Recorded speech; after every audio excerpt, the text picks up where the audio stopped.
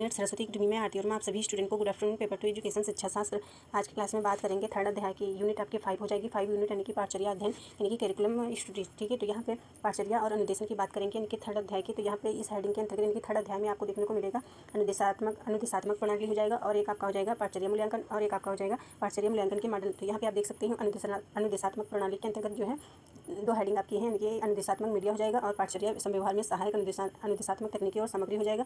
पाठचर्या मूल्यांकन में आप देख सकते हैं मूल्यांकन के उपागम हो जाएंगे और अनुदेशन के उपागम हो जाएंगे पाठचर्या के अंतर्गत। तो यहाँ पे हम बात करेंगे, यहाँ पे सारा डिटेल में है, आप पढ़ लीजिएगा और हम पढ़ा देंगे, आपको जो है रिवीजन करना पड़ेगा। ठीक है, रिवीजन करिएगा तभी आएगा, ऐसा नहीं आता है क्योंकि बार बार रिवीजन करना पड़ता है। ठीक है, तो यहाँ बात करने वाली हूँ थर्ड अध्याय की। तो यहाँ पे स्टार्ट करती हूँ, आप देख लीजिए। थ्योरी क्लास है ये आपका जो है फ्यूचर के लिए भी जो है इंपॉर्टेंट है। जब आप जो है वैकेंसी में फॉर्म भरेंगे, अभी भी वैकेंसी आई हुई है तो सॉरी आई नहीं है यानी कि जो है उसका मॉडल आ गया है, तो आप जानते हैं कि हाँ आप जानते हैं कि जो है आपकी जो है वैकेंसी आने वाली है। ठीक है, तो आप जो है थ्योरी इंपॉर्टेंट है उसके लिए भी जो आप फॉर्म भरे हैं। तो यहाँ पे आप देख सकते हैं आप सभी जो है जैसे आपका टीजीटी हो गया, पीजीटी हो गया, ठीक है, और ये जो आप तैयारी कर रहे हैं असिस्टेंट प्रोफेसर की, ठीक है, तो वो भी जो है इंपॉर्टेंट है। मतलब जो आपकी जो वैकेंसी आने वाली है ये सारा जो है आपका सब्जेक्ट यानी कि इस सब्जेक्ट एजुकेशन सब्जेक्ट से ये जितना हम पढ़ा रहे हैं सारा जो है इंपॉर्टेंट है। आपकी वैकेंसी किसी भी प्रकार की हो, चाहे तो आपकी जो है पीजीटी लेवल की हो, टीजीटी लेवल, कोई भी लेवल की हो। तो यहाँ पर आप देख सकते हैं पाठचर्या और अनुदेशन ये होता क्या है। तो यहाँ पे बात करेंगे पाठचर्या और अनुदेश। ठीक है, अनुदेशन बोल सकते हैं। पाठचर्या विद्यालय की शिक्षा व्यवस्था का केंद्र बिंदु है। विद्यालय में उपलब्ध होने वाले सभी संसाधन जैसे विद्यालय भवन, उपकरण, पुस्तकालय की पुस्तकें तथा अन्य परीक्षण सामग्री एकमात्र उद्देश्य होता है पाठचर्या के प्रभावी क्रियान्वयन में सहयोग देना। यानी कि ये जो पाठचर्या है, पाठचर्या के बारे में आपको पता होना चाहिए। तो ये पूरा हमने कितनी बार आपको पढ़ाया है। पाठचर्या विद्यालय की शिक्षा व्यवस्था का केंद्र बिंदु है। विद्यालय में उपलब्ध होने वाले सभी संसाधन जैसे विद्यालय भवन, उपकरण, पुस्तकालय की पुस्तकें, अन्य जो है शिक्षणीय सभी थी, वहाँ अनुदेशन के माध्यम से शिक्षा के उद्देश्यों को ध्यान में रखकर जो है शिक्षण कार्य संपादित होता है। अनुदेशात्मक प्रणाली क्या है, यहाँ पे देख सकते हैं। साधारण भाषा में अनुदेशन शब्द का अर्थ होता है सूचना देना या आज्ञा देना। इस शब्द का व्यवहारिक रूप हमें अच्छा शिक्षण मिलता है, अच्छा शिक्षण में मिलता है। यानी कि ये जो है इस शब्द का प्रयोग यानी कि व्यवहारिक रूप से हमें अच्छा शिक्षण में मिलता है। अनुदेशात्मक प्रणाली से तात्पर्य है शिक्षण की उस प्रक्रिया से है जिसके अंतर्गत शिक्षा के उद्देश्यों को ध्यान में रखते हुए शिक्षण प्रविधियों और कार्यकलापों को जो है व्यवस्थित रूप से प्रदान करता है। शिक्षण कार्य में जो कुछ भी पढ़ना और सीखना होता है वह सभी अनुदेशात्मक प्रणाली के अंतर्गत ही आता है। दूसरे शब्दों में देख सकते हैं अनुदेशन प्रणाली के अंतर्गत अध्यापक तथा छात्रों के मध्य पाठ्यक्रमी यानी ज्ञान के आदान प्रदान की समस्त क्रियाओं को शामिल किया जाता है। देख सकते हैं कि जो है ये अनुदेशात्मक प्रणाली क्या है, यानी कि इसको आप पढ़ लीजिएगा, इसकी इंग्लिश। एक व्यवस्थित प्रक्रिया है जो सीखने के अनुभव को जो है डिजाइन, विकसित और वितरित करने के लिए जो है संसाधन और प्रक्रियाओं को एक साथ जोड़ती है ताकि सीखने को प्रभावी बनाया जा सके, यानी कि सीखने को जो है प्रभावी बना सके। परिभाषा के तौर पे देख सकते हैं अनुदेशात्मक प्रणाली, जिसे अनुदेशात्मक प्रणाली डिजाइन यानी कि इसको इंग्लिश में आप पढ़ लीजिएगा। इसको थोड़ा हम नहीं बोल पाती हूँ, इंग्लिश आती ही नहीं हमको, इंग्लिश ये समझ लीजिए आप।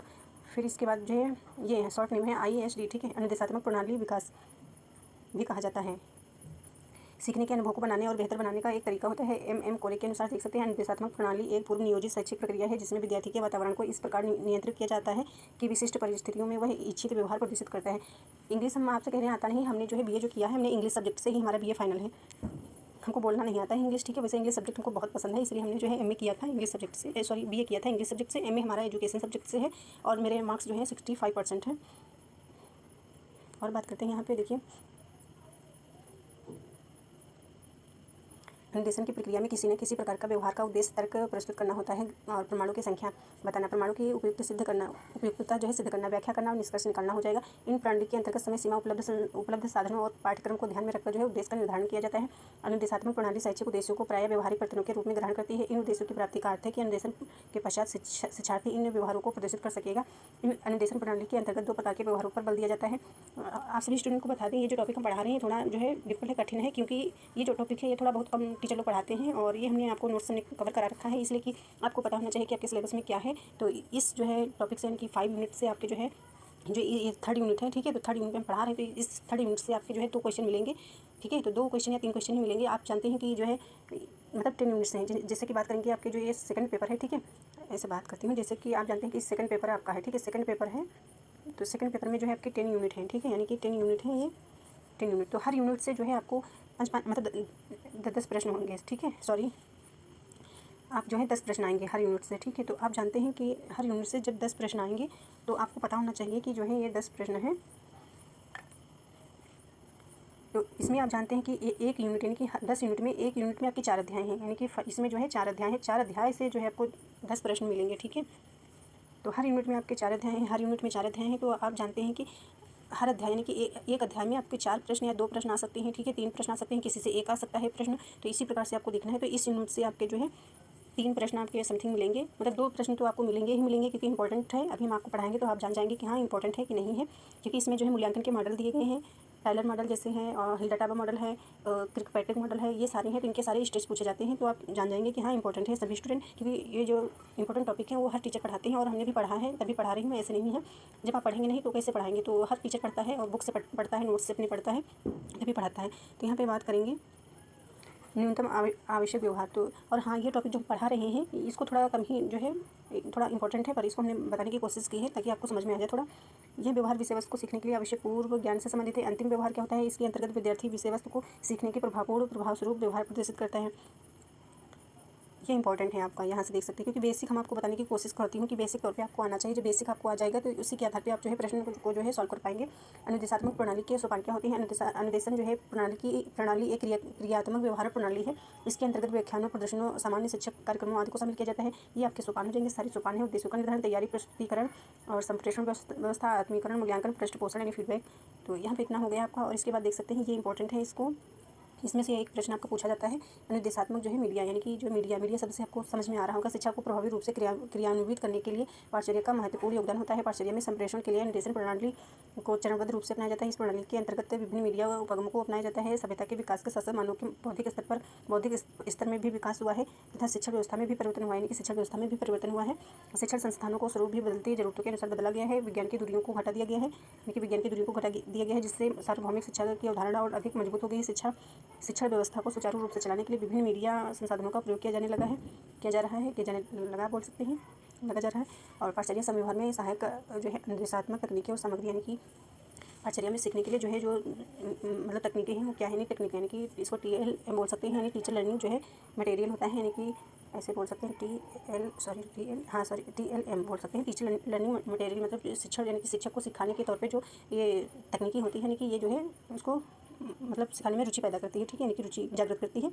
तो यहाँ पे आप देख सकते हैं इस प्रकार से अनुदेशन एक ऐसी प्रवृत्ति है जिसमें पाठ्य सामग्री को क्रमबद्ध रूप से प्रस्तुत किया जाता है। अनुदेशन द्वारा शिक्षण उद्देश्यों को व्यवहारिक स्वरूप प्रदान किया जाता है तथा उद्देश्यों के मापन हेतु मापदंडों का निर्धारण किया जाता है। इसके अतिरिक्त इसके अंतर्गत पाठ्य सामग्री, यानी कि पाठ्य सामग्री का प्रत्येक बिंदु अपने आगे वाले बिंदु से तार्किक रूप से जुड़ा होता है। पाठ्य सामग्री को यह व्यवस्थित और क्रमिक स्वरूप प्रदान करने के लिए कुछ तकनीकी का प्रयोग किया जाता है। ये तकनीकी शिक्षक को शिक्षण से मुक्त कर सृजनात्मक कार्यों तथा छात्रों के साथ अन्यथा क्रिया करने के लिए अधिक समय प्रदान करने में सक्षम होती है। इन शिक्षण तकनीकों के माध्यम से प्राप्त शिक्षा परिणामों को परंपरागत शिक्षा की तुलना में प्रभावी समझा जाता है। ये सभी अनुदेशन तकनीकी छात्रों में आत्मविश्वास और जो है आत्मनिर्भरता की भावना का विकास करती है, ठीक है, इतना हो जाएगा। और ये जो आपकी तकनीकी होती हैं तो यहाँ पे आप देख सकते हैं, यानी कि जो ये तकनीकी, यानी कि इस प्रकार से देख लीजिए आप, ये जो है तकनीकी यानी कि सामग्री। तो सामग्री कौन कौन सी होती है? तो सामग्री आपकी होती है यहाँ पे देख सकते हैं, एक आपकी होती है दृश्य सामग्री, ठीक है, दृश्य सामग्री इसको बोलते हैं एक, ठीक है, और एक आपकी होती है श्रव्य सामग्री हो गई, ठीक है, और एक आपकी हो गई दृश्य एंड श्रव्य, ठीक है, श्रव्य सामग्री बोल सकते हैं, ठीक है, मटेरियल बोल सकते हैं। तो इसके अंतर्गत कौन कौन से आते हैं? दृश्य के अंतर्गत जैसे कि आप टीवी देखते हैं, और श्रव्य के अंतर्गत जैसे कि सामग्री हो जाएगी रेडियो हो गया, और दृश्य श्रव्य के अंतर्गत टीवी हो जाएगी, ठीक है। तो इसी प्रकार से दृश्य के अंतर्गत जैसे देखना हो गया, सिर्फ देखा जाता है, ठीक है, इसके अंतर्गत थोड़ा कन्फ्यूज हो गई हूँ। इसके अंतर्गत जो है टीवी आता है, इसके अंतर्गत टीवी हो जाएगा, ठीक है, और रेडियो, और इसमें भी टीवी हो जाएगा, मतलब दृश्य श्रव्य। तो इसका कहने का मतलब होता है दृश्य मतलब देखना, यानी कि जो देख करके आप शिक्षा ग्रहण करते हैं वो जो है प्रभावी होती है, यानी कि दृश्य, यानी जब आप देखते हैं किसी मतलब जैसे हम पढ़ा रहे हैं तो यदि हम ऐसे बोलते तो आपको कम समझ में आता है। जैसे कि हम नोट्स बना के पढ़ा रहे हैं तो ये लिखा हुआ जितना होता है तो ये थोड़ा अधिक प्रभावी होता है, ठीक है। तो ये दृश्य सामग्री हो जाती है आपकी, जो ये लिखा हुआ है, ठीक है। और ये श्रव्य मतलब जो हम जैसे कि पढ़ाएं और ये सिर्फ हम ऐसे बोले मौखिक रूप से जो बोलें और आप सुने, वो आपका हो जाएगा श्रव्य। उसमें आप ना चित्र देखें ना हमें देख पाएँ, मतलब तो वो रेडियो के तौर पे आपने रेडियो सुना है, इसी तरीके से वो इसी का उदाहरण हो जाएगा।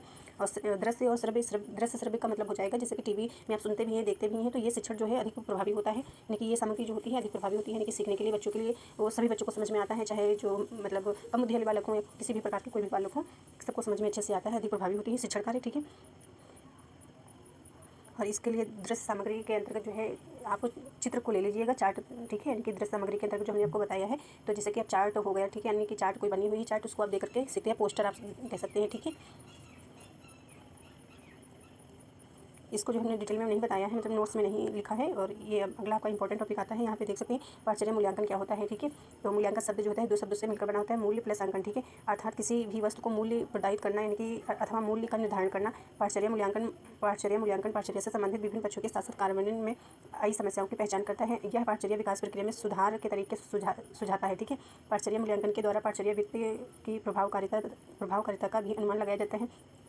अब आपको देखना है पारचर्य मूल्यांकन के मॉडल, यानी कि पारचर्य मूल्यांकन के मॉडल अभी इसी के बारे में पढ़ना है। नहीं, परिभाषा भी देख लीजिए इसके बाद। तो ये परिभाषा हो जाएगी। यहाँ पे परिभाषा देख सकते हैं पारचर्य मूल्यांकन की परिभाषा कोठारी कमीशन के अनुसार इसमें देख सकते हैं पारचर्य मूल्यांकन एक अनवरत प्रक्रिया है जो कि संपूर्ण शिक्षा प्रणाली का एक अभिन्न अंग है।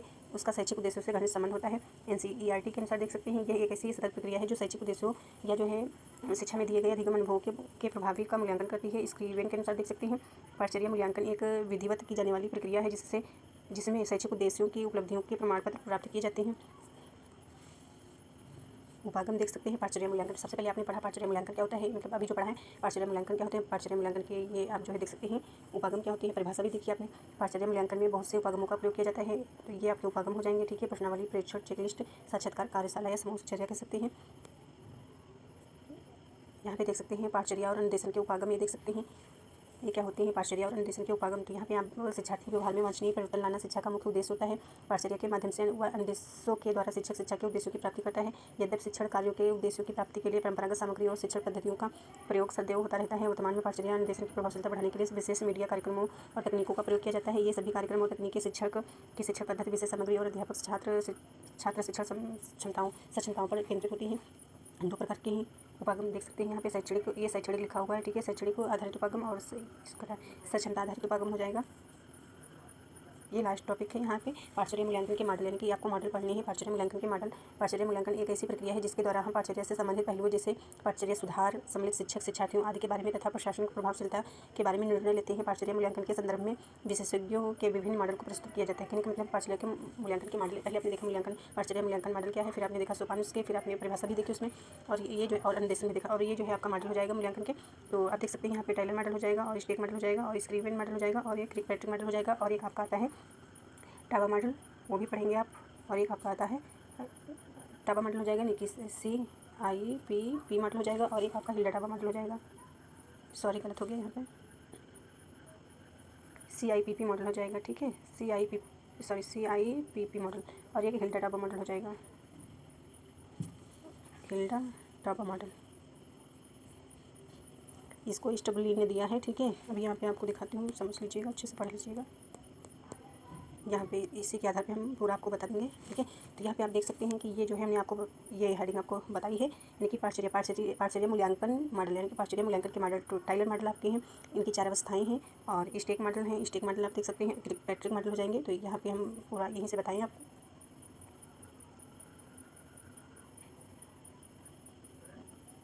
यहाँ पे आप देख सकते हैं टाइलर मॉडल, यानी कि राल्फ टाइलर मॉडल। यह मॉडल पाठ्यक्रम विकास के लिए एक व्यवस्थित दृष्टिकोण प्रदान करता है जिससे उद्देश्यों और अनुभव संगठन मूल्यांकन शामिल होता है। यह मॉडल पाठ्यक्रम विकास के लिए एक रैखिक और व्यवस्थित दृष्टिकोण प्रदान करता है। इसके 4 जो है चरण होते हैं, अवस्थाएं बोल सकते हैं, उद्देश्य निर्धारित, अनुभव का चयन, और आप अनुभव का संगठन कर सकते हैं। मूल्यांकन इंपॉर्टेंट है, अच्छे से इसको पढ़ लीजिएगा सभी स्टूडेंट, पेपर में पूछे जाते हैं, सीक्वेंस में लगाने को आ जाता है।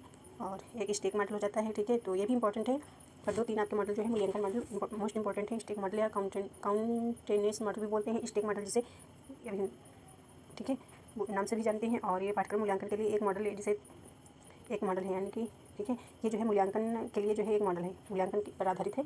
और इसके जो है 3 चरण होते हैं, यानी कि संदर्भ मूल्यांकन, इनपुट मूल्यांकन, उत्पाद मूल्यांकन हो जाएगा। इसके बाद आपका आता है किर्कपैट्रिक मॉडल एक, ठीक है। तो ये देख सकते हैं किर्कपैट्रिक मॉडल क्या होता है। किर्कपैट्रिक मॉडल प्रशिक्षण और सीखने के कार्यक्रमों के परिणामों के मूल्यांकन के लिए प्रसिद्ध मॉडल होता है। इसके 4 चरण होते हैं, ठीक है। तो प्रतिक्रिया हो जाएगी, और अधिगम मतलब सीखना होता है, तो अधिगम या सीखना कहीं पर लिखा हो सकता है। पर्यावरण या अंतरण हो जाएगा, बिहेवियर, और परिणाम हो जाएगा। ये सारे इंपॉर्टेंट है, इसको आप नोट भी कर सकते हैं, अपने नोट्स में बना लीजिएगा।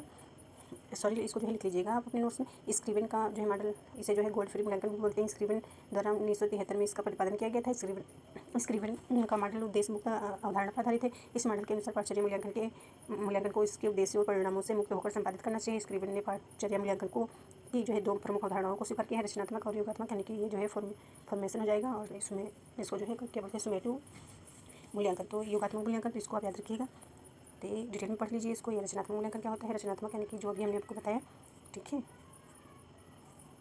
रचनात्मक मूल्यांकन पाठचर्या विकास प्रक्रिया के दौरान किया जाता है।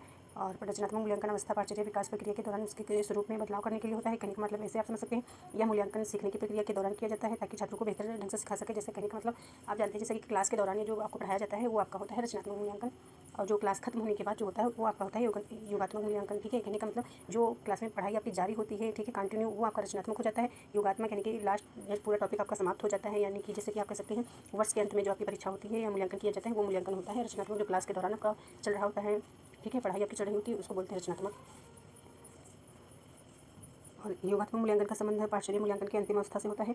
और यह मूल्यांकन प्रक्रिया के गुणों अवगुणों से को जो है स्पष्ट करती है। यह मूल्यांकन सीखने की प्रक्रिया के अंत में किया जाता है ताकि यह पता लगाया जा सके कि छात्रों ने क्या सीखा है।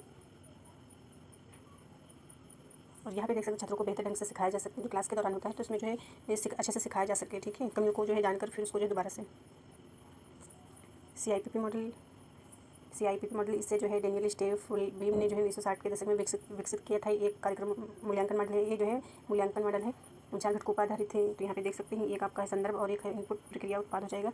तो यहाँ पे आप सभी स्टूडेंट डिटेल में इसको देख सकते हैं CIPP मॉडल। ठीक है, तो संदर्भ यानी कि ये हो जाएगा कार्यक्रम के लक्ष्यों, उद्देश्यों और आवश्यकताओं का मूल्यांकन। इनपुट कार्यक्रम के लिए आवश्यक संसाधनों और योजनाओं का जो है मूल्यांकन। प्रक्रिया यानी प्रोसेस में देख सकते हैं कार्यक्रम के क्रियान्वयन गतिविधियों का मूल्यांकन। उत्पाद के अंतर्गत देख सकते हैं कार्यक्रम के परिणामों और प्रभाव का मूल्यांकन करता है। यह पाठचर्या परिणामों के छात्रों को अधिगम को देखता है। ठीक है, तो यहाँ पे इतना आप सभी स्टूडेंट को समझ में आएगा। हिल्डा-टाबा मॉडल क्या होता है इसको भी एक बार देख लीजिए। हिल्डा-टाबा का पाठ्यक्रम विकास मॉडल, जिसे ग्रासरूट मॉडल या डाउन टॉप मॉडल भी कहते हैं। कहने का मतलब है ये जो होता है हिल्डा-टाबा मॉडल है तो ये पाठ्यक्रम विकास का मॉडल से नाम से जानते हैं इसको। ठीक है, यानी कि पाठ्यक्रम विकास का मॉडल। और यहाँ पे जिसे ग्रासरूट मॉडल यानी ज़मीनी स्तर का मॉडल इसको बोलते हैं। डाउन टॉप मॉडल, डाउन मतलब जैसे कि नीचे से ऊपर की ओर। ठीक है, यानी कि टॉप मतलब ऊपर। तो यहाँ मॉडल कहते हैं, अभी इसको भी थोड़ा डिटेल में समझा देंगे। एक ऐसा दृष्टिकोण है जो पाठ्यक्रम विकास में शिक्षकों को सक्रिय भूमिका प्रदान करता है। यह छात्रों की जरूरतों और अनुभव के आधार पर पाठ्यक्रम में विकसित करने पर केंद्रित है। पाठ्यक्रम विकास के लिए एक नीचे से ऊपर के यानी बॉटम और अप यानी कि बॉटम से अप दृष्टिकोण का प्रयोग किया जाता है। यानी कि जब पाठ्यक्रम का विकास होता है करने के लिए उसका जो है ज़मीनी स्तर से यानी कि जो है बेसिक शिक्षा से आपको व्यापक ब्रॉड की ओर ले जाता है। हिल्डा-टाबा के पाठ्यक्रम विकास के 7 चरण होते हैं, यानी कि 7 चरण बताए गए यहाँ पे देख सकते हैं। और यह पाठ्यक्रम विकास का एक मॉडल होता है, यानी कि ये विकास का एक मॉडल होता है जो शिक्षकों के पाठ्यक्रम के निर्माण में एक प्रमुख भूमिका निभाने के लिए प्रोत्साहित करता है। ये शिक्षार्थी की जरूरतों का निदान करना होता है, या शिक्षार्थी या छात्रा बोल सकते हैं। जरूरत या आवश्यकता एक ही चीज़ है, निदान करना। और उद्देश्य निर्माण करना, या आप कह सकते हैं उद्देश्यों को तैयार करना।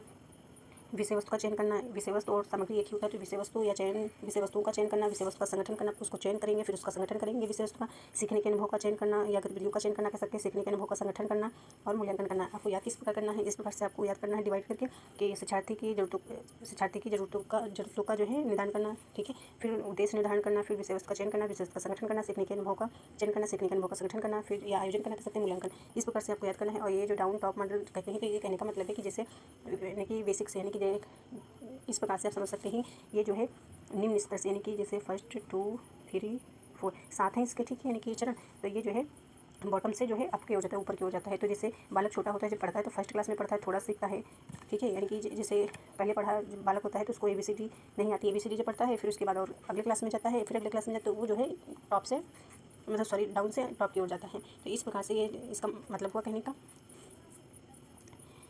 और इसके बाद जो है आप